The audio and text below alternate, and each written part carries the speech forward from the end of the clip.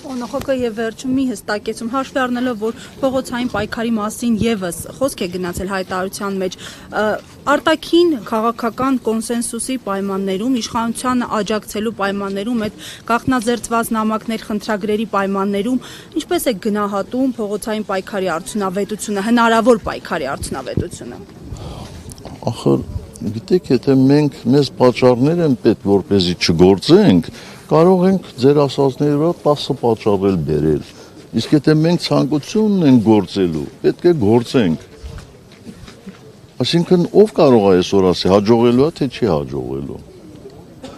Այդ մոտեցումը ինձ համար տարօրինակ է եւ անընդհատ։ Եվ Թաթոյանի հայտարարությունների վերաբերյալ, նա կարծես նախկին նախագահներին, այսպես ասած, թիրախավորել է, ինքը ասում է, որ որևէ մեկի հետ կապ չունի նախկինների հետ, սակայն իշխանությունից ասում են, որ նա եղել է ՀՀԿ-ի պաշտպանը, երբ եղել է ՄԻՊ-ը, նրա այս հայտարարությունների վերաբերյալ ինչ կարող եք ասել, որ փորձում է հաստ վերել նախկին նախագահների անունները։ Յուրաքանչյուրը իր նախընտրական քարոզը տանում է յուրովի, ինչպես արդյունավետ է համարում, ես առանձնապես այդպես կոշտ որևէ քննադատություն չեմ լսել։ Բայց Թաթոյանի հետ որևէ կապ ունեք համագործակցություն, այսինքն քաղաքական համագործակցություն։ Ոչ, որևէ համագործակցություն քաղաքական չունեմ։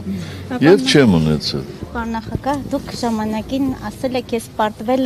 ես չեմ պարտվել սրանց, ես պարտվել եմ շատ ավելի ուժեղ մարդկանց, շատ ավելի մեծ ուժերի, բայց չեք նշել, թե կոնկրետ ինչ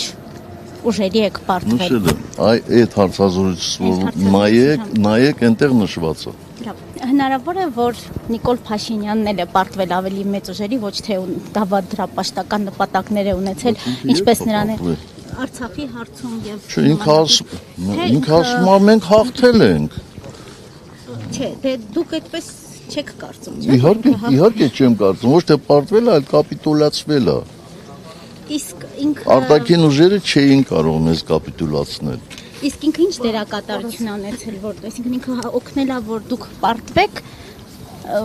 Չէ, ես չեմ ասում ինքը դերակատարություն չի ունեցել,